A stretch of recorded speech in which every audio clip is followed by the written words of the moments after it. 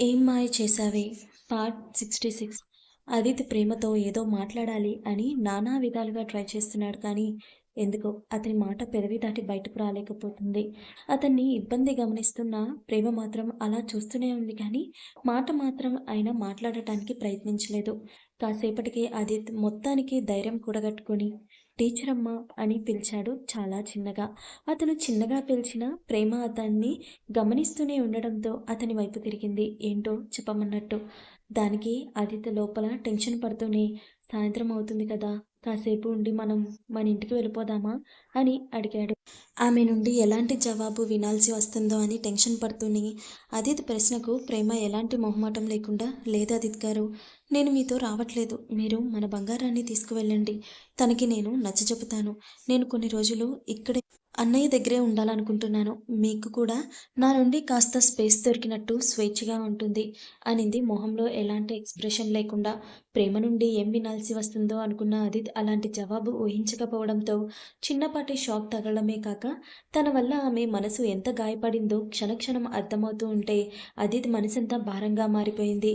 బాధతో కన్నీళ్లతో కళ్ళల్లో నీళ్లు తిరగడంతో ఒకప్పుడు ప్రేమ తన మీద పెంచుకున్న ప్రేమను వింధ్యా ప్రేమను పోల్చడం గుర్తొచ్చి తనెంత పాపం చేశాడో అర్థమవుతుంటే అదే సమయంలో నువ్వు నా నుండి ఎంత దూరంగా ఉంటే అంత మంచిది అన్న తన మాటలు అదిత్ మైండ్లో రివైండ్ అవుతూ అతన్ని ఉక్కిరి బిక్కిరి చేస్తుంటే కన్నీళ్లతో ప్రేమ చేతులు పట్టుకొని ఐఎమ్ సారీ టీచర్ అమ్మా, నీ విషయంలో నేను చేసిన తప్పులకు సారీ అనేది చాలా చిన్న పదం. నేను చేసిన వాటికి నువ్వు ఎలాంటి శిక్ష వేసినా భరిస్తాను కానీ నువ్వు నాకు దూరంగా ఉంటాను అని మాత్రం అనుకుమా.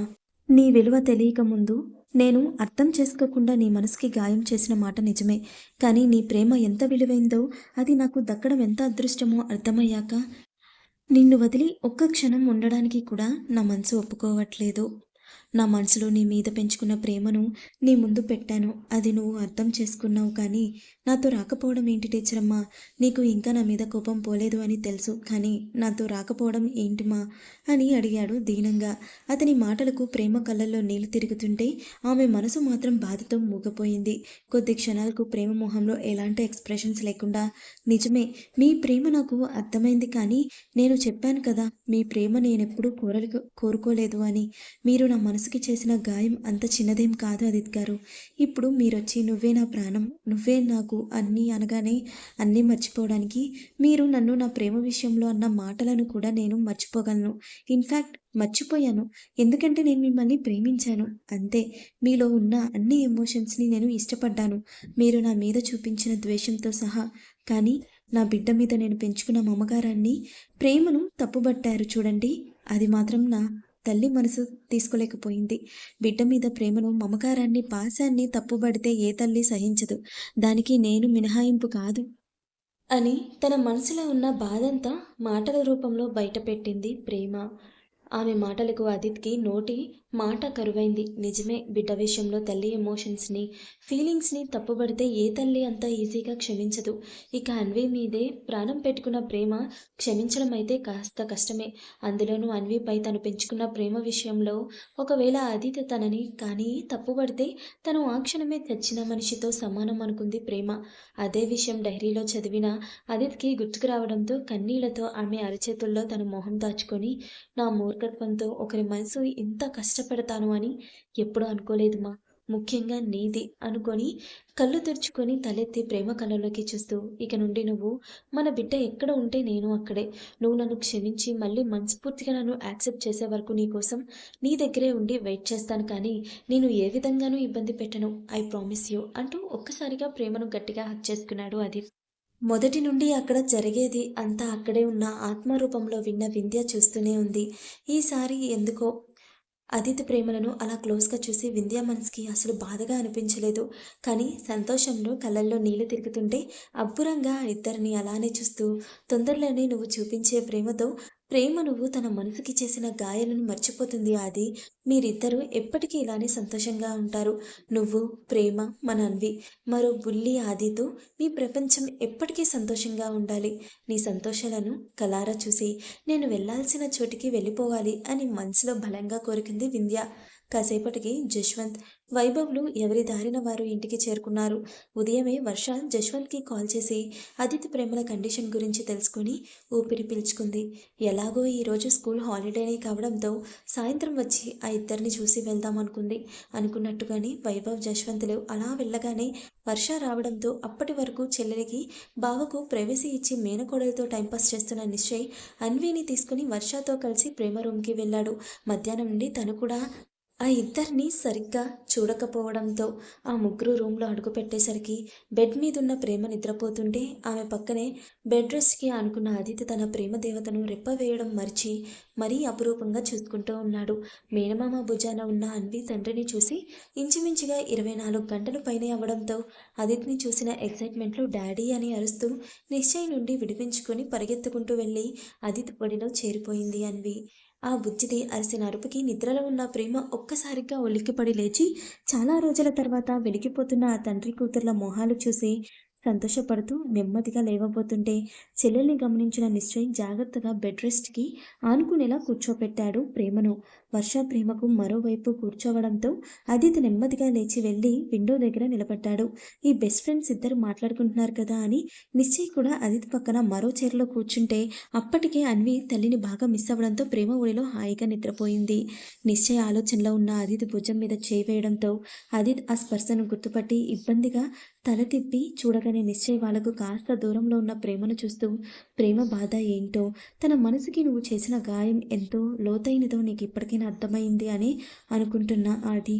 నువ్వు వింధ్య చనిపోయాక మూర్ఖంగా తయారైన ఆదిలా ప్రయత్నిస్తే ప్రేమను తిరిగి గెలుచుకోవడం చాలా కష్టం. ఒకప్పుడు వింధ్యను నీ ప్రేమ కోసం ఎంతగా ఆరాటపడిందో ఆ కళ్ళతోనే చూశాను అది.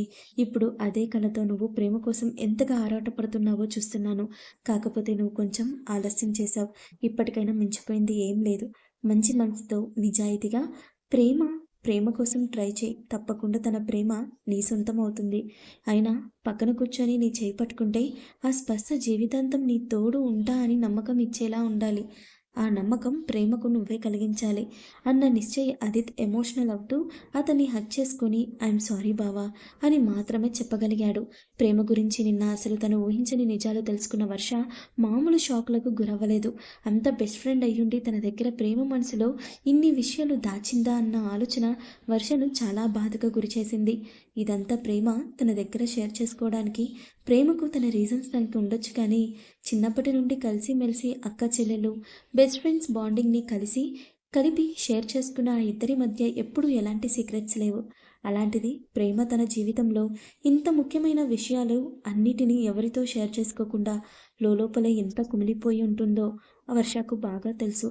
అందుకే ప్రేమను చూడగానే ఏడుస్తూ గట్టిగా హక్ చేసుకుని రాక్షసి, ఇన్ని బాధలను ఒంటరిగా అనుభవిస్తూ నలిగిపోయావు కానీ ఒక్కసారి కూడా నాతో షేర్ చేసుకోవాలని అనిపించలేదా నీకు అని చిన్నపిల్లలా ఏడుస్తూనే ప్రేమను తిడుతున్న వర్ష మాటలకు ప్రేమ చిన్న చిరునవ్వుతో ఆమె కన్నీళ్లు తుడిచి ఆమె వెన్ను నిమురుతూ జరిగిపోయిన వాటి గురించి వదిలే వర్ష అని మాత్రమే అనింది. ఇలా ఎవరి మాటల్లో వాళ్ళు ఉండగా నిశ్చయ్ అన్న పిలుపు వినవడంతో అందరూ అయోమయంగా ఆ డోర్ వైపు చూశారు. వచ్చింది ఎవరో అర్థం గాక అదిత్, ప్రేమ, వర్షలు అయోమయంగా చూస్తుంటే అక్కడ అసలు దీక్షను వహించని నిశ్చయ్ చిన్నపాటి షాక్తో దీక్ష నువ్వేంటి ఇక్కడ అని అడిగాడు ఆశ్చర్యంగా. అతని ప్రశ్నకు ఏడుస్తూ పరిగెడుతూ వెళ్ళి నిశ్చయ్ని గట్టిగా హగ్ చేసుకుని ఐఎమ్ సారీ నిశ్చయ్, ఇన్ని రోజులు నేను చాలా ఏడిపించాను. I'm really very sorry. నిన్ను అర్థం చేసుకున్నా, కావాలని దూరం పెట్టాను అని వెక్కి వెక్కి ఏడుస్తున్న దీక్ష మాటలకు నిశ్చయ్కి విషయం క్లారిటీ రావడంతో నెమ్మదిగా ఆమెను దగ్గరకు తీసుకొని ఆమె వెన్ను నిమురుతూ ఆర్తి హ్యాపీగానే ఉంది కదా అని అడిగాడు. జరిగింది అలోక్ ఆమెతో చెప్పి ఉంటాడన్న నమ్మకంతో. అతన్ని కన్సర్న్కి దీక్ష కన్నీళ్లతో తలెత్తి అతని కళ్ళల్లోకి చూస్తూ నువ్వు ఆల్రెడీ వాళ్ళ ప్రేమ విషయంలో ఒక క్లారిటీకి వచ్చావు కదా, మళ్ళెందుకు అలా అడుగుతున్నావు అని అడిగిన దీక్ష ప్రశ్నకు నిశ్చయ్ చిన్న చిరునవ్వుతో ఆమె నుదుటిని చిన్నగా ఢీకొట్టి ఆమెను తీసుకొని వెళ్ళి ప్రేమ దగ్గర బెడ్ మీద కూర్చోపెట్టి ప్రేమ she is love of my life Deeksha, మీ వదిన అని పరిచయం చేయగానే వాళ్ళ మధ్య జరిగిన కన్వర్సేషన్ అర్థం కాకపోయినా వాళ్ళ అనుబంధం చూసి విషయం అర్థం చేసుకున్న ప్రేమ సంతోషంగా దీక్షను హగ్ చేసుకుంది. దీక్ష కూడా నిశ్చయ్ లైఫ్లో ప్రేమ ఇంపార్టెన్స్ ఎలాంటిదో తెలుసుకోవడమే కాదు, ఆమె కూడా ప్రేమను మనస్ఫూర్తిగా హగ్ చేసుకొని ఆమె ఆరోగ్యం గురించి అడిగి తెలుసుకుంటూ ఉండగా నిశ్చయ్ ఆదిత్ వర్షాలను కూడా పరిచయం చేశాడు. కొద్దిసేపటికి దీక్ష ఆ ముగ్గురితో చాలా బాగా కలిసిపోయింది. కాసేపటికి చీకటి పడడంతో వర్ష తిరిగి ఇంటికి వెళ్తాను అంటే దీక్ష ఉండమని పట్టుపట్టడంతో ప్రేమ సారథి గారికి కాల్ చేసి వర్ష తన దగ్గరే ఉండి రేపు ఈవినింగ్కి ఇంటికి వస్తుంది అని చెప్పడంతో ఆమె కూడా కాదనలేకపోయారు. డిన్నర్ టైం అవుతూ ఉండగా నిశ్చయ్ వైభవ్కి కూడా కాల్ చేయడంతో అందరూ కలిసి ప్రేమ రూమ్లోనే డిన్నర్ చేశారు. ప్రేమ మాత్రం లిక్విడ్స్తోని కడుపు నింపుకొని కూతురు చెప్తున్న కబుర్లు వింటూ స్పూన్తో కూతురికి తినిపిస్తూ ఉంది. భోజనం చేస్తున్న దీక్ష ప్లేట్లో ముగ్గులు వేస్తూ ప్రేమ వైపే కళ్ళు ఆర్పకుండా చూస్తూ ఉన్న అదితిని చూసి, ఏంటి బ్రదర్ తినడం మానేసి మరి ప్రేమకు అలా సైట్ కొడుతున్నారు, ఇంకా మీ మధ్య ఉన్న ప్రాబ్లమ్స్ సాల్వ్ కాలేదా అన్న ఆమె ప్రశ్నకు అదితి ప్రేమ నుండి చూపు తిప్పకుండానే, మేము బాగానే ఉన్నాం సిస్టర్, కానీ నేను నా టీచర్ అమ్మ మనసుని చాలా సున్నితమైన విషయంలో హర్ట్ చేశాను. ఆ విషయంలో తను నన్ను అంత ఈజీగా క్షమించలేదు. అయినా నేను చేసిన తప్పు కూడా చిన్నదేం కాదు. బావ అన్నట్టు నా ప్రేమ నాకు చాలా ఈజీగా దొరికేసింది. అందుకే తన వాల్యూ అంత తొందరగా తెలుసుకోలేకపోయాను అన్నాడు కూడుకుపోయిన గొంతులో. అతని మాటలకు దీక్షకు మనసంతా భారంగా మారడంతో అదితి నుండి ప్రేమ వైపు దృష్టి సారించింది. కూతురితో ఉంటే ప్రపంచం మార్చిపోయే ప్రేమ కళ్ళల్లో సంతోషం చూసిన దీక్ష మనసు కాస్త తేలిక పడడంతో ఆమెకు ఏదో ఐడియా వచ్చి అదే విషయం నిశ్చయ్కి మెసేజ్ చేసింది. తను తింటూ ఒకరికి తెలియకుండా ఒకరు దొంగచూపులు చూసుకుంటున్న వైభవ్ వర్షాలను చూసి లోపలే నవ్వుకుంటూ ఉన్న నిశ్చయ్ అక్కడే ఉన్న దీక్ష పంపిన మెసేజ్ చూడగానే చిన్న సాడిస్టిక్ స్మైల్ వచ్చి చేరింది అతని పెదల్లో. తిన్న వెంటనే అక్కడంతా క్లీన్ చేయించి అందరూ బాల్కనీలో కూర్చోగానే డాక్టర్ నుండి ఫోన్ రావడంతో లిఫ్ట్ చేసి స్పీకర్లో పెట్టాడు నిశ్చయ్. డాక్టర్ సార్, మీ సిస్టర్ కండిషన్ ఇప్పుడు బెటర్గా ఉంది. ఇప్పుడు మీరు అనుకున్నట్టుగానే ఆమె జర్నీ చేయొచ్చు, కానీ జాగ్రత్త సార్, ఏదైనా అవసరమైతే నాకు కాల్ చేయండి, ఉంటాను అని అతను చెప్పాల్సింది చెప్పి కాల్ కట్ చేశాడు. డాక్టర్ మాటలు విన్న ఆదిత్ క్షణాల్లో తను ఉన్న చోట నుండి లేచి తనకి కాస్త దూరంలో చైర్లో మౌనంగా కూర్చున్న ప్రేమ వైపు కాళ్ళ దగ్గర మోకాల మీద కూర్చొని ఆమె చేతులు పట్టుకొని, నా నుండి దూరంగా వెళ్ళిపోవాలని నిర్ణయించుకున్నావా టీచర్ అమ్మా అని అడిగాడు జీరబోయిన గొంతులో, చెమ్మగిలిన కళ్ళతో. అతని ప్రశ్న కంటే అతను అడిగిన తీరు ప్రేమ మనసుని మెలపిట్టడంతో నీళ్లు నిండిన కళ్ళతో అతని కళ్ళలోకి మౌనంగా చూస్తూ ఉందే కానీ ఏం మాట్లాడలేదు ప్రేమ. ప్రేమ నుండి ఎలాంటి సమాధానం లేకపోవడంతో ఆదిత్ బాధగా, నువ్వు నన్ను ఎప్పటికీ క్షమించలేవా టీచరమ్మా అని అడిగాడు దీనంగా. ఆ ఒక్క ప్రశ్నకు ప్రేమ బాధ ఎక్కువ అవ్వడమే కాదు, తన నడుముని చుట్టుకొని తన ఒడిలో తలపెట్టుకొని చిన్న పిల్లాడిలా ఏడుస్తున్న ఆదిత్యని చూడగానే ఇంకా తనని తాను కంట్రోల్ చేసుకోలేకపోయింది ప్రేమ. ఆదిత్య తన విషయంలో ఎంత మూర్ఖంగా ప్రవర్తించినా ప్రేమ ఎప్పటికప్పుడు అతని విషయంలో అతని మనసు అనుభవించిన బాధ, ఎదుర్కొన్న గాయాల వల్ల అతని అర్థం చేసుకొని తన మనసుకి సర్ది చెప్పుకుందే కానీ ఎప్పుడూ బాధపడలేదు. ఆమె మనసుని గాయపరిచిన విషయం వల్ల అన్విపై తను పెంచుకున్న మమకారాన్ని తప్పు పట్టడమే. ఇప్పుడు ఆ బాధను, ఆ గాయాన్ని కూడా ఆదిత్య తన ప్రేమని మందుగా చేసి మాన్పుతుంటే ప్రేమకు ఒకవైపు సంతోషంగా ఉన్నా మళ్ళీ ఆదిత్య బుర్రలో ఏ పురుగు పుడుతుందో అన్న భయంతో ఆమె అతని విషయంలో కఠినంగానే ఉంది. కానీ ఇప్పుడు ఆదిత్య అలా దీనంగా కన్నీళ్లు పెట్టుకునేసరికి ఇక ప్రేమ తనని తాను కంట్రోల్ చేసుకోలేక ఆదిత్య చుట్టూ చేతులు బిగించి అతన్ని వెన్ను నిమురుతూ అతని మొహానికి దోసిల్లోకి తీసుకొని చెమ్మగిలిన అతని కళ్ళను సున్నితంగా తుడుస్తూ, మీరు చేసిన గాయాలు అంత తేలిగ్గా మానేవి కావు, కానీ మిమ్మల్ని ఇలా బాధ పెట్టడం నాకు నచ్చట్లేదు. అందుకే మీరు ఎప్పటికీ నాతో ఇలానే ఉంటాను అన్న నమ్మకం నాకు ఇవ్వండి. నా బంగారాన్ని నా నుండి ఎప్పటికీ దూరం చేయను అని మాటివ్వండి అని అడిగింది ప్రేమ. ఆమె అడిగిన మాటలకు ఆదిత్య కన్నీళ్లతో నవ్వుతూ ప్రేమ మొహాన్ని తన చేతుల్లోకి తీసుకొని ప్రేమగా ఆమె నుదిటిపై ముద్దు పెట్టి, నేను ఎప్పటికీ నీవాణ్ణే, కేవలం నీవాణ్ణే ప్రేమ, ఇక మన బిడ్డ ఎప్పటికీ మనిద్దరితోనే ఉంటుంది, మన నుండి ఎవరు దూరం చేయలేరు అంటూ ఒక్కసారిగా ఆమెను గట్టిగా హగ్ చేసుకున్నాడు ఆదిత్. తన భర్త నుండి తను ఆశించిన సమాధానం దొరకడంతో ప్రేమ కన్నీళ్లతో ఆదిత్ చుట్టూ చేతులు బిగించి తన జీవితంలో ఇకనైనా ఈ కన్నీళ్లు బాధలు లేకుండా ఆదిత్ అన్విలతో ఎప్పటికీ సంతోషంగా ఉండాలని దేవుణ్ణి వేడుకుంటూ కళ్ళు మూసుకుంది ప్రేమ.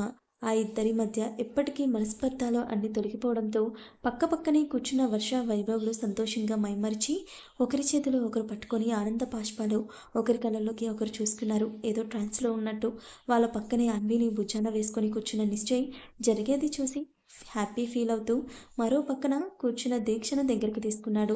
ప్రేమ అతిథులను చాన్నాళ్ళ తర్వాత అలా సంతోషంగా చూడడంతో ఎవరి పేరుతో వాళ్ళు సంతోషంగా ఉన్నారు. కొద్ది క్షణాల స్పృహలోకి వచ్చిన వర్ష కంగారుగా వైభవ్ నుండి దూరంగా జరిగి అతని చేతిలో నుండి తన చెయ్యి ఒక్కసారిగా వెనక్కి లాక్కొని బాధతో వస్తున్న కన్నీళ్లను అదిమి పెట్టుకొని వెంటనే అక్కడి నుండి బయటకు వెళ్ళిపోయింది. వైభవ్ ఎదుట ఎక్కడ తన ఫీలింగ్స్ బయట పెట్టాల్సి వస్తుందో అన్న భయంతో ఆమె నుండి అసలు ఊహించని చర్యకు ఒక్కసారిగా వైభవ్ మనసు చివుక్కుమంది. అక్కడ ఎవరికి వారు హ్యాపీగా ఈ లోకాన్ని మరిచిపోయి తమ పార్ట్నర్ ప్రెజెన్స్ని ఆస్వాదిస్తూ ఉండడంతో ఈ ఇద్దరిని ఎవరూ గమనించలేదు. దాంతో కొద్ది నిమిషాలకు వైభవ్ తనని తాను కంట్రోల్ చేసుకుని నెమ్మదిగా అక్కడి నుండి లేచి వర్ష వెనకే పైన టెర్రస్ మీదకు వెళ్ళాడు. పైన టెర్రస్ మీదకు వెళ్ళిన వైభవ్కి ఒక మూలన గోడకు ఆనుకొని నేల మీద కూర్చొని మోకాళ్ళల్లో మొహం దాచుకొని వెక్కి వెక్కి ఏడుస్తున్న వర్షను చూడగానే ఒక్కసారిగా కంగారు వచ్చేసింది. వెంటనే వర్షను చేరి ఆమెను దగ్గరకు తీసుకొని ఆమె చుట్టూ చేతులు బిగించి ఆమె వెన్ను నిమురుతూ "ఏమైంది వర్ష? ఎందుకిలా ఏడుస్తున్నావు?" అని అడిగాడు వైభవ్ కంగారుగా.